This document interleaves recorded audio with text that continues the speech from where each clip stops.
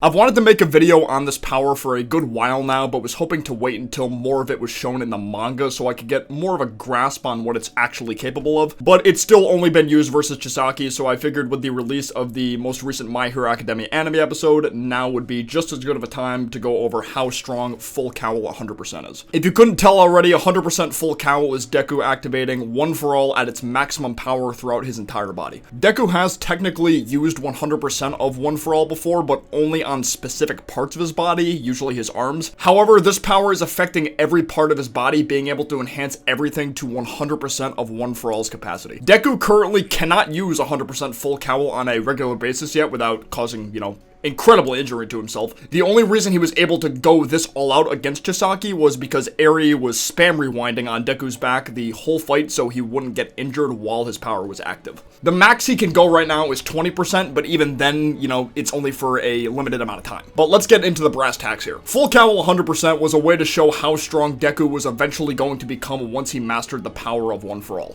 Of course, he's going to be even stronger than he was against Chisaki though, since he has Black Whoop now and is presumably going to get even more quirks from the previous successors of One for All. Deku's first attack using full Cowl 100% was a kick to Chisaki and Rikia's fused body. This kick was strong enough to send Chisaki flying thousands of feet into the air. So high that he stayed in the air for a good couple of minutes after the kick landed. I'm going off time in the anime episode here, by the way. If you cut out the flashbacks Chisaki was having prior to him putting the big boss in a coma, he was in the air for around a minute and a half, 2 minutes before Deku knocked him back to the surface. That fused body is huge too. Chisaki's main body is inside and barely takes up any space. Since Chisaki himself is, I'd say 5'9"-ish, this thing's main body has to be around 150 feet or so, with each of its arms being around 90 feet. In terms of weight, since Chisaki is fused with another person along with a bunch of rubble made of concrete, the fusion more or less weighs the same as a fairly large house. The average house in the United States weighs in about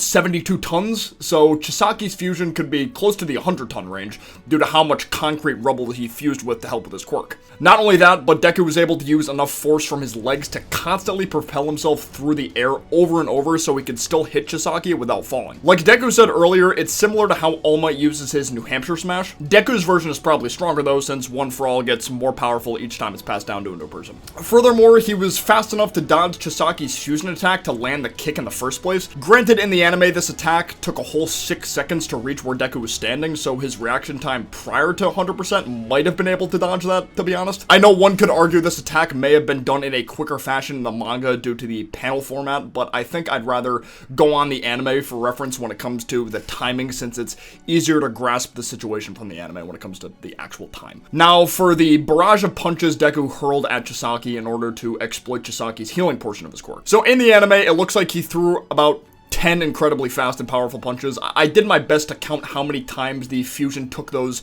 explosions before Deku punched Chisaki in the face, knocking his mask off. I just assumed the amount of explosions that it took on its body was the amount of punches that were thrown out. The way the explosions give off their sound effects and how they visually happen, though, don't really match up super well, so it's a little hard to properly count, but it seemed like it was somewhere between 9 and 12 punches. Chisaki's ability to heal and break down other things / himself are incredibly fast in their own right, so for Deku to be able to attack fast and hard enough to knock Chisaki out cold is insane. Now, this part wasn't shown in the anime, but maybe it'll be shown at the start of the next episode. In the manga, before we see Chisaki knocked on the ground maskless, Deku hurls the fusion body over his shoulder, then slams it into the ground. Whereas in the anime, Chisaki just landed back down onto the ground after getting punched. It's a shame this part was presumably cut out because it looked really cool in the manga, but like I said, maybe Bones will throw it in there at the start of next episode. We'll just have to see. I think that just about does it for this video though. Once Deku uses full Cowl 100% again in the manga, which of course he will, I may end up making a follow-up video to further elaborate on the strength of this power. The episode debut for this was everything I hoped for, by the way. The original shots that were off-panel were so well done.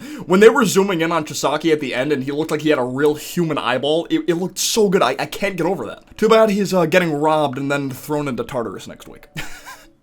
If you enjoyed the video, be sure to leave a like down below, and if you're new to the channel, subscribe, and I will see you guys next time. Peace out, take care, bye-bye.